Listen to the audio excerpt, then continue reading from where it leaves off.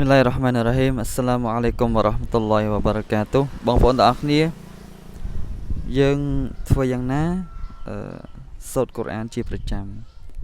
ទោះបីជាតិចក្តីឬក៏ច្រើនក្តីទោះបីជាយើងរវល់ប៉ុណ្ណាក្តីក៏យើងត្រូវតែឆ្លៀតសូត្រកូរ៉ានក៏ដោយទោះបីជាបានមួយអាយ៉ាត់ឬក៏មួយសូរ៉ាឬក៏មួយទំព័រឬក៏2 3អាយ៉ាត់ក៏យើងក៏ត្រូវតែសូត្រដែរប្រសិនបើថ្ងៃណាយើងរវល់ខ្លាំងយើងមិនបានសូត្រទេ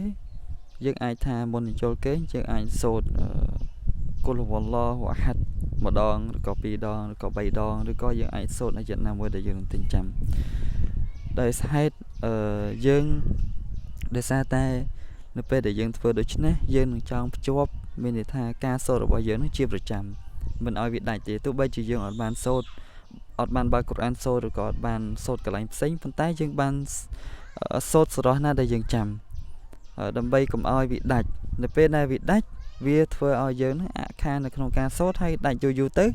វាធ្វើឲ្យអារម្មណ៍របស់យើងនឹងក៏ដាច់តាមនឹងដែរមានថាវាធ្វើឲ្យអារម្មណ៍របស់យើងនឹង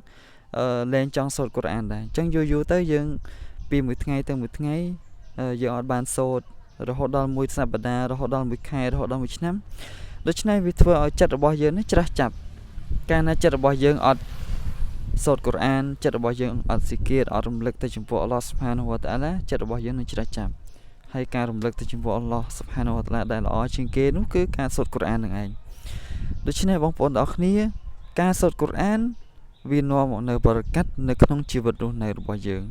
កាលណាយើងបោះបង់ចោលវាស្មើនឹងយើងដកបរិកាត់ដកពរជ័យចេញពីការរស់នៅរបស់យើងដូច្នេះការរស់នៅរបស់យើងគឺពោពេញទៅដោយមានន័យថាគ្មានបរិកាត់កាលណាគ្មានបរិកាត់ចិត្តរបស់យើងមិននឹងណទេការរស់នៅរបស់យើងជួបតែបញ្ហាដែលដោះស្រាយមិនចេញហើយនឹងមានន័យថានិយាយចំទៅវាអត់មានបរិកាត់ពីអល់ឡោះស៊ុបហានាហ៊ូវតាអាឡាតែម្ដង